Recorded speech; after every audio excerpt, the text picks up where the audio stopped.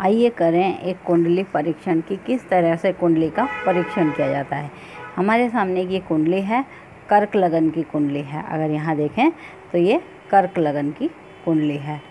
लगन का मालिक जो चंद्रमा है वो गया भाग्य स्थान पर, एक अच्छा योग बनाया और भाग्येश फिर केंद्र में आ गया, लेकिन केंद्र में गुरु और राहु का एक योग बन रहा है चांडाल दोष। अब ऐसा नहीं होता है कि तुरंत चांडाल दोष पैदा होते ही अपना प्रभाव दिखा देगा, क्योंकि अच्छे योग भी हैं और बुरे योग भी होते हैं। तो इसके लिए हम सबसे पहले फिर क्या देखेंगे, महादशा देखते हैं। अभी इन व्यक्ति की चल रही है शुक्र की महादशा। अब महादशा शुक्र है और शुक्र तीसरे स्थान पर है। शुक्र कन्या राशि में नीच का हो जाता है, तो शुक्र यहाँ नीच राशि का दिखाई दे रहा है। लेकिन चंद्रमा की भी दृष्टि है, तो यहाँ पर दृष्टि आ रही है भाग्य स्थान पर, वहाँ पर भी बन रहा है एक लक्ष्मी योग। इसको हम कहते हैं अच्छा योग। यानी कुंडली में, हर कुंडली में एक अच्छे और एक बुरे योग होते हैं, और वो योग किस तरह फलित होते हैं उसका हम आपको बताते हैं। अब देखिएगा, यहाँ पर हम देखते कहते हैं महादशा अगर शुक्र की है जो इनकी 2013 से लगी, अभी इनकी उम्र चल रही है ये 2033 तक 20 साल की शुक्र की दशा रहेगी, और 1994 का इनका बर्थ है, तो इनकी अभी 29 साल हुई है। अब ये शुक्र में हम कैसे फल देखेंगे, तो एक देखेंगे कि शुक्र कहाँ बैठा है, तो तीसरे घर में। तुला और वृष राशि जो होती है वो शुक्र की होती है, जो 4 और 11 को इंडिकेट कर रहा है। अब शुक्र पर जिस ग्रह की दृष्टि है वो कौन है, तो वो चंद्रमा है। चंद्रमा नाम भाग्य स्थान पे बैठा हुआ है और मालिक है वो लगन का, और शुक्र की दृष्टि भी भाग्य स्थान पर आ रही है। और मंगल है, मंगल की दृष्टि भी 1, 2, 3 और 4 होती है। 4 और 8 और 7 और 8 ये मंगल की दृष्टि होती हैं, यानी मंगल भी इस शुक्र को प्रभावित करेगा। अब मंगल जो वृश्चिक और मेष राशि का स्वामी होता है 12वें घर में बैठा है। इसका मतलब है 5, 10 और 12 ये घर इनको इस पूरी 20 साल की दशा में प्रभावित करेंगे।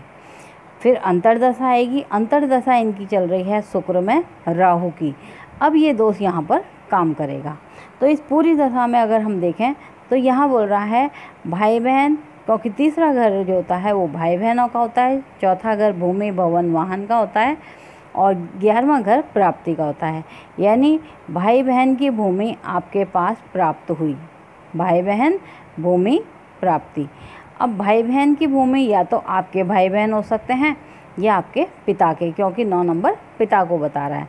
तो पिता ने अपने भाई बहनों की कोई भूमि इनको दी, जिसे पैतृक स्थान भी बोलते हैं, और वो देने के बाद इनको टोटल हानि होगी, क्योंकि वो बोलता है देखो पिता स्थान पर अगर यहाँ पर चंद्रमा है तो 5, 10 और 12 का मतलब होता है संतान आने के बाद आपको पिता के स्थान पर ये भूमि गुरु और राहु जो देगा वो चांडाल योग, यानी रुपया पैसा फंसना, नुकसान और धोखा हो जाएगा। तो भाई बहन पिता प्राप्ति, ये भाई बहन से इनको मिली है भूमि। अब ऐसी भूमि इनको हानि कहाँ कहाँ दे रही है, तो इनको देता है वो शेयर मार्केट, कार्यक्षेत्र हानि, यानी शेयर सट्टे में हानि हो जाएगी। तो शेयर सट्टे में इनको भारी हानि चल रही है। अब इनको अगर हम बोलें 9 नंबर किस चीज़ का होता है, तो 9 नंबर परिवर्तन का होता है। जैसे ही आप पिता बन गए, क्योंकि संतान का मालिक 12वें स्थान पर है, या तो संतान की हानि, तो ये रहा संतान की हानि। और जैसे ही आप पिता बन गए आपको पिता के स्थान से हट जाना चाहिए। आप 9 नंबर परिवर्तन का भी होता है, तो जैसे ही आप पिता का स्थान परिवर्तन करेंगे आपको लाभ होने लग जाएगा। अब और क्या उपाय करने चाहिए, क्योंकि महादशा में ही आपके उपाय निहित होते हैं। अब ऐसा नहीं कि आपने देखा गुरु राहु का चांडाल योग है, एक पूजा करा ली, आपका वो दोष कट जाएगा, फिर आपको ये भूमि लाभ देने लगेगी। ऐसा कभी नहीं होता। अब इनको करना क्या चाहिए, 5, 10 और 12 का मतलब है 5 यानी संतान, 10 नंबर कार्यक्षेत्र, 12 नंबर विदेश का। कोई ऐसा काम जो विदेश का हो, 12 नंबर मेडिकल का होता है, हॉस्पिटल का होता है, कोई ऐसा काम जो मेडिकल या हॉस्पिटल का हो। गुरु की दृष्टि मंगल पर यहाँ आ रही है, तो इनको संतान के नाम से कार्यक्षेत्र जो विदेश का हो और 9 नंबर लंबी यात्राओं का भी होता है, यात्राओं का काम करना चाहिए। ये काम ये जब करेंगे तो इनको लाभ होगा, क्योंकि महादशा अब कैसे करेंगे, संतान के नाम पर। तो संतान के नाम पर पिता के स्थान से हट करके इनको यात्राओं वाला काम या कोई ऐसा काम जो विदेश का हो वो करें तो इनको हानि नहीं होगी। भाई बहन के या पिता की भूमि भाई बहन को दे देवें, नहीं तो उस जगह से आप हट जाएं। ये होता है इनका समाधान। अब इनकी अंतर्दशा जो चल रही है शुक्र में राहु अंतर्दशा, उसका फल भी हम देख लेते हैं। राहु की अंतर्दशा इनकी लगी है यहाँ पर 2024 तक है, इनकी लगी 2020 से लेकर के 2020 से 23 तक है, इनकी दिसंबर 23 तक राहु। अब ये देखें राहु किसके साथ बैठा, सबसे पहले गुरु के साथ बैठा है, और राहु जिस राशि में बैठता है उस राशि का फल देता है। तो राहु शुक्र की तुला राशि में बैठा है, और शुक्र 3, 4, 11 वही आ गया भाई बहन की भूमि। गुरु के साथ बैठा है, गुरु भाग्य स्थान का फल दे रहा है और छठे स्थान का, यानी 4, 6, 9। और यहाँ पर राहु की दृष्टि अगर हम बोलते हैं तो 8, 10 और 12 हो जाती है। यानी भाई बहन की भूमि तुमको प्राप्त हुई, उस भूमि पर तुम किराया ले रहे हो। छठा घर किराए का होता है, रोग, ऋण, शत्रु, किराया, सफलता, कई चीज़ों का होता है।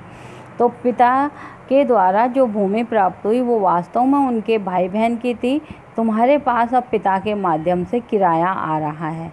तो ऐसा किराया टेंशन, कार्यक्षेत्र हानि, ऐसा किराया तुमको हानि दे रहा है, ये इसका पूर्ण फल होगा। निश्चित रूप से फिर इन्हें बताया कि पिताजी की संपत्ति पे किराया आ रहा है, पिताजी ने वो संपत्ति अपने भाई बहन से खरीदी थी। अब इनने कहा खरीदी थी।